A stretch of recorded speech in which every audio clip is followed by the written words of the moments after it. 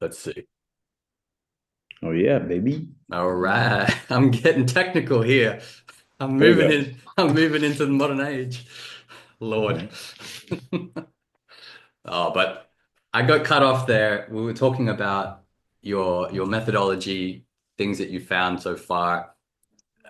The big draw outs that I had from it is this sense of exploration, of keeping your essence there as well. And an open curiosity. Would you say there definitely the exploration I was pulling upon is a big part of your a Yeah, my fundamental. methodology has come out to be actually 6 to 7 different types. Okay. It's actually something that I'm going to patent in the near future, like just to try and how do you say make a diffusion of this, Hmm.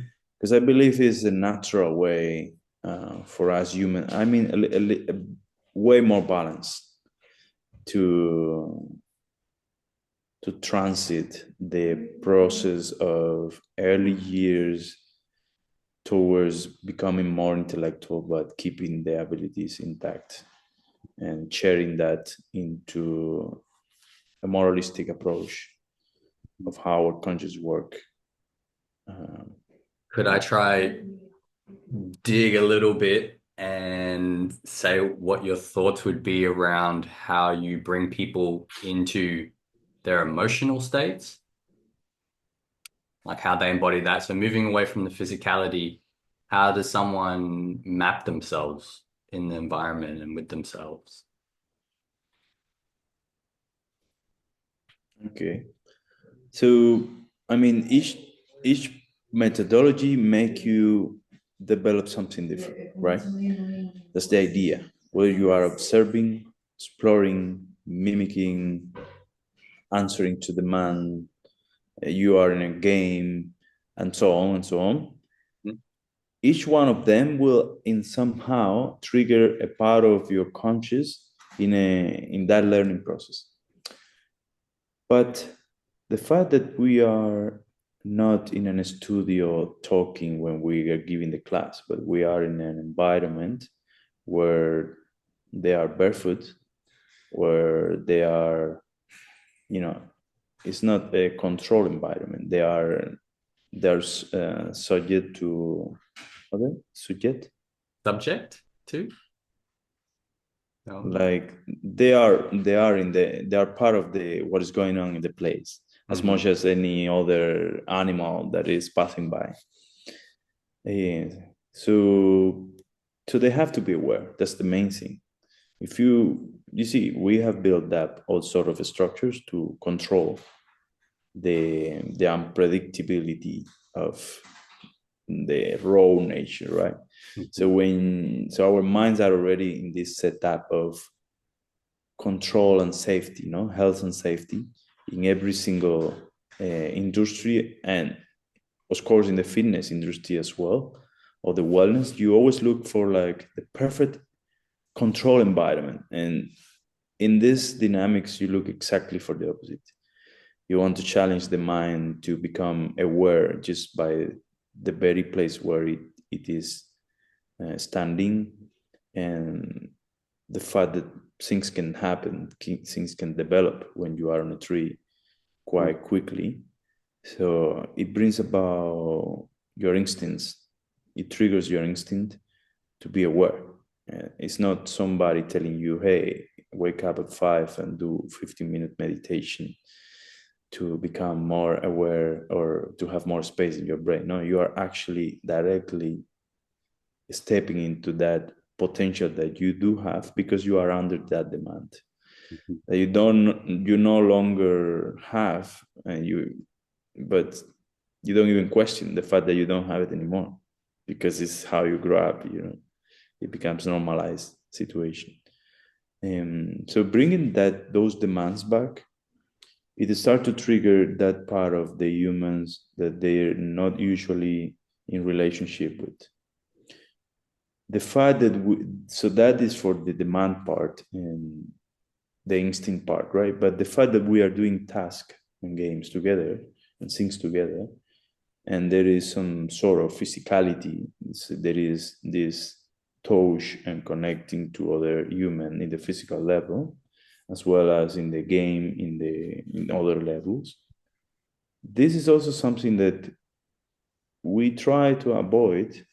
You know, our identity try to avoid or is very selective.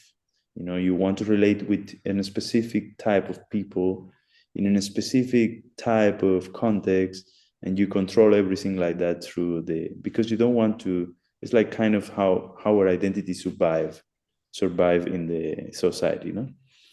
So we do know what we like, what we don't like, which person are we going to touch, and which one we don't want to even move a finger with. But once you are in that context, everybody becomes just another person that you will have to play with, no matter what. The It doesn't level really playing matter. ground. Yeah. Yeah, but maybe it's just maybe that person is the person you will never talk Mhm. ever in the city passing by or doing something, you know. And there you are, connecting through a skin, through the sense of touch, all your senses involved, even your attention is given to this person. So it's such a gift for the other person to have, just the fact to have your attention, the hearing, active perception there. No? Mhm. So that is how you bring about, how you facilitate in a space that can be called a safe space, right? Yeah. Creating these dynamics where people actually feel safe. Not you say, hey, this is going to be a safe space just because you say it's not going to be, you know. Yeah. So they really have to feel safe. Mm. And oh It's man, it's my father now. Let me tell him if it's something urgent, man, please. that you know.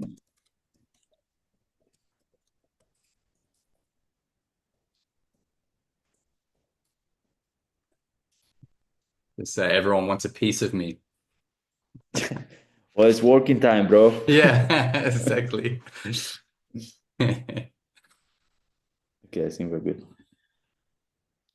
No, I love it because you're already kind of answering a lot of questions without me having to ask them. But a big one was like how you would see the difference of a learning environment that's indoors compared to outdoors. And Wait, because I don't know, something happened now with the. I don't know how this works.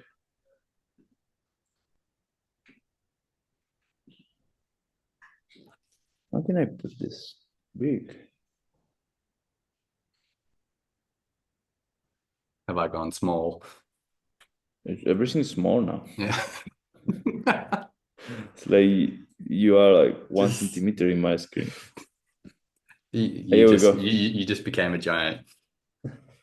Your head got too big, brother. Bro, my head is been always Deflated. big, especially in my teenager years. It was horrible. Big Horrible. head. Oh Big head, no. they call me. Big Let head. it. Oh, more wisdom. Wow. More information can be put in there. That for sure. Maybe that's a curse as well. No, but what I was referring to is how just the environment itself can bring about more of the attention or more of the awareness without having to do anything else yet. Like so, Jen, just the difference of being in an indoor setting to an outdoor setting, Yeah. and then also the place that you facilitate, like let's say it's in a workshop setting, the format then is bringing this melting pot of people maybe that would have never wanted to touch the other person, right? Very different Oh, really? personalities and Yeah. so on and so forth. And what excites me of learning more about is if I give it a little bit of a personal drop in, I grew up in a near the rainforest, basically my backyard. And if I would go out hiking, it would be instant clear of the head because I would go off the trail. I go what we say bush bashing. Mm. And because of this, then you have to be aware to survive, that I'm not going to step on a snake or run into a vine in my eye, or so on and so forth. So it brought me to a headspace that is so clear and focused. I could not get that from just going out in nature and walking on a clear path because it's set for me. It's very clear this is where you go. It has a destination. So Mm. it's hard for me to recreate that sense. And I mean, I get that in the trees because then I get a certain amount of fear and survival comes into place. Otherwise you fall. Otherwise, you fall. Yeah. But then the problem becomes like the higher your perception is of what brings you to that place, the more subtleties of tools I need to find it, if that makes any sense to you. I lost you there. So basically, because I've grown up in such a rich stimulus of an environment, the nature of the rainforest, right? To come to, let's say, Europe, mainland Europe, and to get that same feeling has been quite limited. And then the trees became an outlet of, oh, I'm getting a similar Oh yeah, I see that. sensation Yeah. of that. But then if in your workshops or your retreats, because you're going to have so many different levels of people, have you found ways of realizing when a person is fully engaged and when they're kind of be getting distracted or thinking of their identity? I can already think of the experience you gave me in the workshop I followed of you, where you gave me a task to improv and perform in the tree. Then the second part, you had me close my eyes. Yeah. And that really zoomed it in because the first I was almost in this performative mode. Uh, and I'm not sure if you had noticed it, but then you came back to me like, try this. Yeah. What does this Of feel? course I noticed. Yeah. Yeah, so that's what I mean. Like you had that ability to analyze and see he's not he doesn't have to be in a certain space, but I'm trying to pull out the little gem of how do you recognize that? How do you see that in people from all the different levels? Yeah, I can see. Well, I think that of course if you don't see it in yourself, it's gonna be hard to perceive it in somebody else. So it comes from the very experience of ourselves and like how I've been dedicating my energy so much into ending ending the fighting in the brain, you know, ending the what we call contradictions, which is nothing more than the different voices that want to express in our mind, and we find like they come from different places and they make no sense because we want to makes like a one sense of out of this, like a one conclusion. But the fact is that once you understand that you are not one thing but rather a community of you know perceiving tools that you in person that inhabit that it makes you what you are, all these capabilities that you have. But once you stop trying to make one thing out of this of all of them, but you actually acknowledge that all of this information per separate, they're just fine, they don't compete to each other, then if you perceive yourself like that, you also perceive another person like that, which means that if I see in my trainees that at some moment they are performing from, like in your case, for example, what I perceive, I might be wrong in the moment, but that's what I communicated with, because I did perceive that, was that you come from the background of theater school, so it's because you have a lot of information, and if you don't if you are not in the mode of really seeing what is going on, like the details of the trees, or if you have already like a path idea, like an intention, you know, I want to do this. If you have project yourself in the tree already, uh, that is an outcome that is not an exploration outcome. It's just you're going to perform what you already perform in your brain. You're just gonna make it physical, available to see for the other persons. But the thing is, if you actually want to feel something else rather than what you projected to feel, but what is that you are actually feeling in real time, you must leave room for your senses to give you feedback. And you must also leave a room for that space to see what it is in front of you instead of seeing the idea of what it is. Because there is an idea that you have about the tree. And once you have concluded that, okay, this tree is this or this tree is that, if that idea supplement the reality, like the actual feeling, the actual interaction in real time, you're not going to feel anymore what is going on. You're just going to stay with your conclusion. And this is the risk of not feeling what is going on. This is the actual risk that you place your conclusion as a filter through whatever you are experiencing.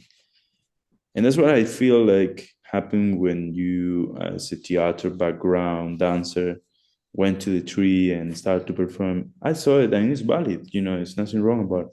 But I wanted you to try also from a different way so you can explore a different capability of yourself. It was And it was profound. I say thank you again because yeah, it's needed. And yeah. it's really tough. Sorry to cut you off, but No, it's it's really tough when you're in this context of, especially now in a master's or in a curriculum, in an educational sense, there is this need for things to be black and white, yeah. to be able to explain this or to produce something, especially in dance. And then it's to still have your base of what are you feeling? What is this moment itself? Have to Besides do, anything else. I feel like the whole thing have to do with what are we doing? Like I my vision is not to make people dance better in the trees. My vision is not to grow more trees. My vision is not to create better athletes or anything. My vision is that the humans realize that they have much more potential than just filtering every reality through intellect. That this is as much important as the rest of it, and it can translate in any industry, not just in theater, fitness, or any physical. It can translate anywhere because it's like I'm. Can we wake up to that we are not just one thing, please? Can we do that? Can we just, rewind and say, hey, how were we when we were kids? Because when you burn, you have no idea about intellect at all. Like you have no idea of any structure of the school of theater and authorities and things, and things that you have to follow and convey for them to be satisfied. Uh, Even when you haven't yet developed the physical ability, your entire being is so aware of your surrounded, like you are all your energy is washing your environment, learning every drop is just attention, pure attention. And then you start developing your physical abilities and you start explore. And this is where exploration comes from. It's not what people teach you in the school or I teach you in a workshop. It's your very potential. You do it by yourself in your early years. Mhm. It's like the DNA. How do you say? Unfolding. Mhm. So the learning is our birthright. It's not Mhm. something you pay for it. Learning, the process of learning is our birthright. That's our potential. That's what I want to bring back Yeah. to people, to awake that they must question what authority is. to be able to unleash what they used to have before accepting authorities, before filtering everything through that only way, you know, Mhm. techniques or the, you know. Like I'm curious now that you're expanding your network so much and it turning onto also an online platform that has structure. Do you ever find yourself kind of questioning again? Like, why am I stepping away from myself? Am I still have my essence, or is this a projection?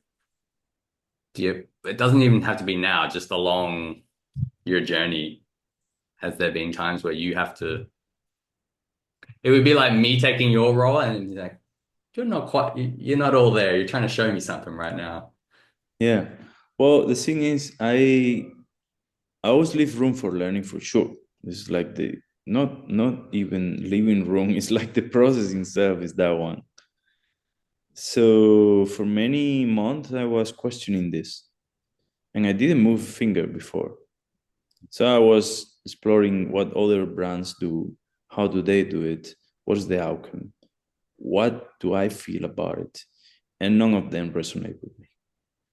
So nowadays that I have a structure for organizing, let's say, so here it is. Before I was creating experiences and retreats, and an experience, as it is for the very meaning of the word, it is limited in time and space. So it happens, and the person take the value of it, but there's no a following up progression. So I cannot just stay with you there 2 3 months, a year, accompanying you in your process. You see, and that was something that I felt like it was lacking in the process. It was needed. So at the beginning, when I didn't know anything about coaching or facilitating things, I was assuming that people could only imitate me, and that was just fine. You know, that would be all Yeah. enough. I'm feeling this. Feel it for me. Feel it too. It is our potential. It's our birthright. Why you aren't feeling it? No, but that's assuming a lot. That's assuming a lot. That's assuming similar trajectories, and life is been treating us the same, and that's unlike the reality. Very different, no? So I had to understand that people that need help, they're not like me. They didn't have the same process of growing up. And of course, they lost something on their growing up process that make them now not not so like it makes them now confused about how to proceed. So that natural unfolding of the potential have stopped, and now it's like everything is mixed, everything is filtered by knowledge that they pick up from here and pick up from there, but there's nothing like they don't know how to relearn, they don't know how to connect the game with the learning magic energy, you know. So I have created a structure now that is to more than teach you what is the technique, it focuses into kind of telling the coaches, the new coaches, how to facilitate the space. So I'm not teaching you what you should learn. I'm teaching you and teaching the coaches how to facilitate the space. So it's like taking out of I figured out how to split the message from the messenger. You see? Mhm. So that's how I feel like now we don't need to again anyone can facilitate the space with a bit of intention and sensitivity. it doesn't take knowledge, because it's not about knowledge, because you won't teach the student. He will learn by his own. You will just facilitate the activities. So I'm not structuring movement now. I'm teaching how to facilitate the space to find out what movement is ultimately, from where it comes from, what is the potential of it, and how it can express in many different ways depending on many factors. This is in one way what I'm doing, but one is the methodology that of course I have included in this program is the technique as well, because you cannot just ignore the full potential of our humanity side. The fact that we are able to communicate with words, with meanings, is such an advantage as well. It's just not the only way. It should not be the only way. So technique is also included in the program. And technique, of course, it is a way of doing something. So yes, you have to structure a way of doing something, but it works as a reference. And that's what I try to convey in the program. Like, hey guys, I'm giving you 6 ways, 6, how do you say, like 6 suggestions to facilitate this. Yeah, proposal. It's all is a proposal. Yeah. But technique is a technique. It means you have set up a way. In my case, in my experience, it's saying that these techniques that I put out there, they say, okay, this is what is being working for me. You see, you can learn it and master this way, a specific way, but that's not the only way, and that's definitely not just what movement is. So yes, we can use structures. What I'm not again about using the potential of us as being able to structure, is to only use that as the only way that exists. It's a part. Which limit the other part. Yeah. So and that's so go on. No, and that's how I can structure a training program as one part of the methodology complexity, at the whole methodology compound. It's a big thing yeah, to put it that way. But I love that you took the time before just jumping in and saying, here's a course, imitate me. Here's a green light or a tick. You finished it off, but you really thought about how I can allow people to create an environment, essentially. Because I even remember when you're having a discussion of the thought of starting this online platform and like hesitating, do I go there or not? And I'm curious now because I'm hearing parts of how it forms in a safe way. Let's say there's technique. Towards the end, like if I heard it correctly, you have 3 levels, right? I have 4 modules. Or maybe you can give me a bit more of a clearer. I don't want to read into it. So what I have come up in the structure is based on how I have developed, but also how I feel like if you were to interact with the forest as tribes do, or how we used to do, or how we do when we again come back to forest. So if you were to interact in the forest, there are certain things that you need to develop again to be coexisting with this environment. And so one thing is we have become bipedals, right? It is, you can argue that this is something that our DNA make us, it unfold in that way. But then again, how can we prove the opposite? Because every child have a reference for an adult that is walking around him in 2 legs. So what happened if not? That's the question behind. Because the very few kids that have grown up with a different species of animal rather than human.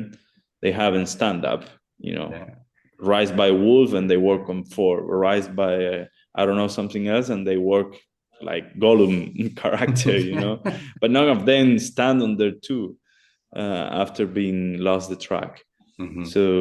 So big part of walking in two legs is the reference that we have for other humans doing so.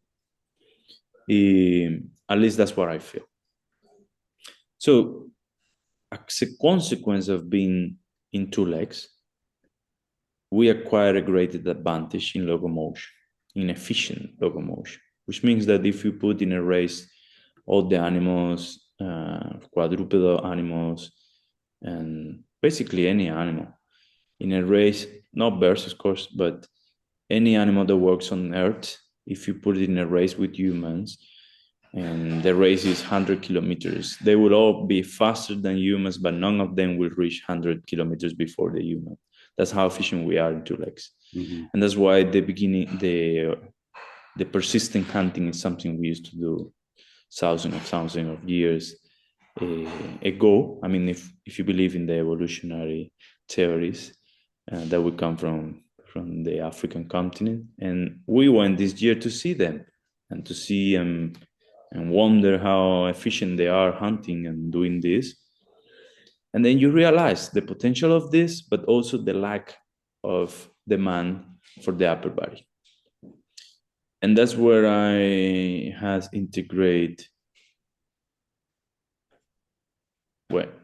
¿All right? Sí. Okay. ¿Y 5 minutos? Sí. 2, 3. So we have 5 minutes, and then we make a break for lunch. Go.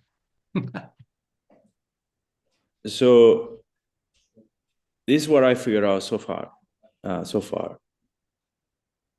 For any human, it's so effective to walk in two legs, which means you don't have a greater demand for the upper body. You see, it's only the legs, and even the legs, unless that you walk for quite a great deal every day, you won't just stay in shape like that.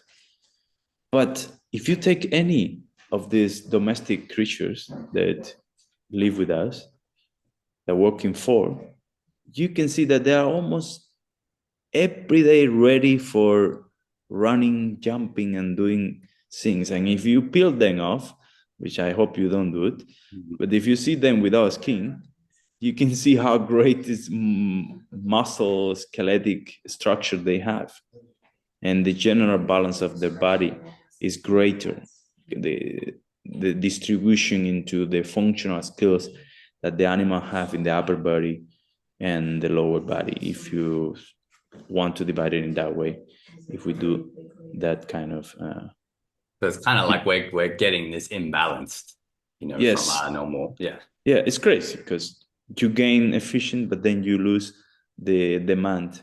I mean, of course, this probably goes back, I don't know, thousands of years. I don't know how many years. This is all for the anthropologists to say. But the fact is clear. We are so efficient. We don't need the upper body anymore. In this stage where we are, if you are a farmer, most probably you will feel yourself conditioned enough to be functional for the task that you need because you have the demand. But for the people that work in a desk, you see, yes, what greater demand do you have sitting in a chair doing this, bro? Of course you're gonna have back pain, all sort of pain and conditions because you have lost the demand, the need for it. Yeah, the urgency as well. Yeah. Right. Hey, let's get back and into the other topics after lunch. Yeah, if you have the time. I don't want to hold No, it's you okay. up. We can go a little bit for A little bit lower, yeah. more after. Okay. Yeah, that would be amazing. Sure, man. I hit you up. Get a feed. All right. Okay. Ciao, ciao.